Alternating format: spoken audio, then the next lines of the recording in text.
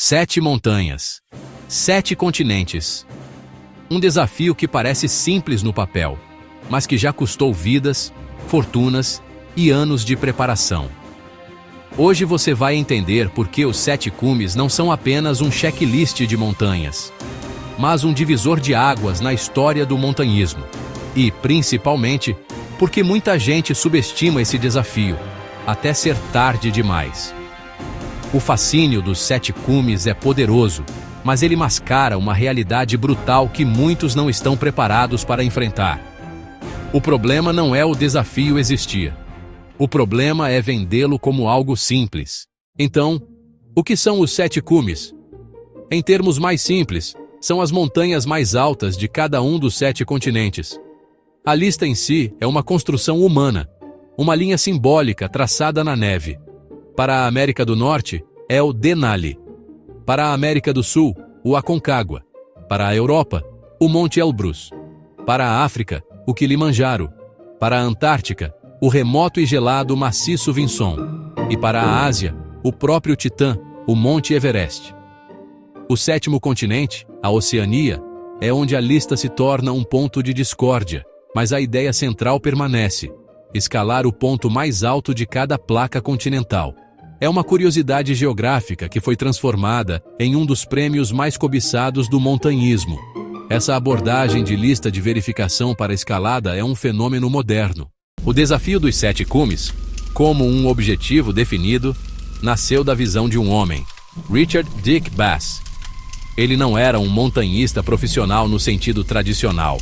Era um rico magnata do petróleo do Texas, proprietário de uma estação de esqui. No início dos anos 80, concebeu o audacioso objetivo de escalar o pico mais alto de cada continente. E foi coautor do livro 7 Cumes. Sua jornada cativou a imaginação do público. Fez a escalada em alta altitude parecer acessível ao amador determinado. Em 30 de abril de 1985, Dick Bass estava no cume do Monte Everest, completando sua jornada e tornando-se a primeira pessoa a escalar oficialmente todos os 7 cumes. Seu sucesso, dependente de guias e apoio logístico, abriu as comportas. Criou uma indústria comercial em torno dos 7 cumes. Mas Reinhold Messner questionou a conquista de Bass. Messner era um purista. Escalava sem oxigênio suplementar, em rotas novas e tecnicamente exigentes. Via o montanhismo como arte, uma comunhão com a montanha. Ele argumentou que a lista de Bass estava errada.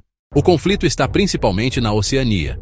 Lista de Bass: Monte Kosciuszko, Austrália. Lista de Messner: Puncak Jaya, Indonésia. Kosciuszko: trilha simples. Puncak Jaya: escalada técnica, cordas, gelo, clima instável e instabilidade política. Dependendo da lista que você escolhe, o nível do desafio muda drasticamente. Hoje, muitos montanhistas consideram o Puncak Jaya o verdadeiro 7º cume. Alguns completam as duas listas para evitar questionamentos. Mas o que parece uma lista simples esconde decisões geográficas, políticas e técnicas extremamente controversas. O critério deveria ser geográfico e técnico, não apenas político. E é aqui que nasce a maior polêmica do desafio.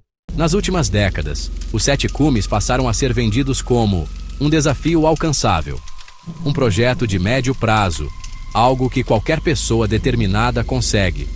Mas a realidade é outra. Altitude extrema, clima hostil, logística complexa, custos elevados, risco real de morte. Muitas fatalidades ocorrem por subestimação da aclimatação, excesso de confiança, pressão psicológica para não desistir.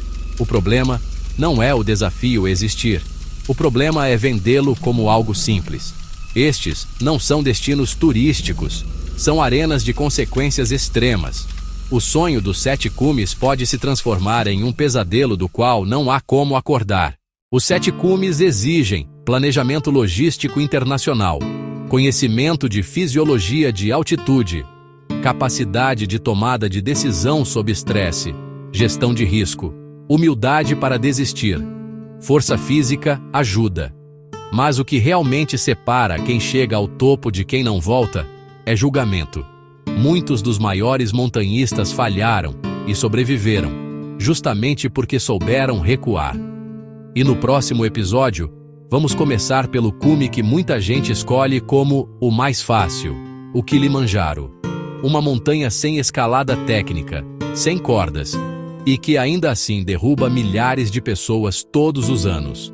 Até lá, lembre-se, nas grandes montanhas, o topo é opcional. Voltar para casa não. De todas as 7 cúpulas, nenhuma parece mais tranquila do que o Kilimanjaro. É vendido como uma caminhada, uma trilha não técnica acessível a qualquer pessoa. Milhares de pessoas tentam escalá-lo todos os anos, e muitas conseguem. Sua localização na Tanzânia é relativamente fácil de alcançar. As rotas são bem estabelecidas, e a indústria de guias e carregadores é altamente organizada. Por causa disso, o Kilimanjaro ganhou a reputação de ser o Everest de todo mundo, um gigante gentil que oferece um gostinho de aventura em alta altitude, sem os perigos extremos de outros picos importantes. Essa percepção é perigosamente enganosa. É uma subestimação fatal. O Kilimanjaro é uma montanha muito alta. Com 5.895 metros, seu cume é mais alto do que qualquer pico nos Alpes, nas Montanhas Rochosas, ou nos Estados Unidos contíguos. Como a ascensão pode ser feita tão rapidamente, alguns roteiros são tão curtos quanto 5 dias. Muitos não dão tempo ao corpo para se aclimatar. Isso faz do Kilimanjaro um foco de doença grave de altitude. Na próxima parte, vamos nos aprofundar nos riscos específicos desta montanha. No fim das contas, o fascínio de 7 picos em 7 continentes precisa ser encarado com uma dose fria e dura de realidade. O cume é apenas o ponto intermediário. A grande maioria dos acidentes ocorre durante a descida. O verdadeiro cume é a porta da sua casa. Voltar é obrigatório.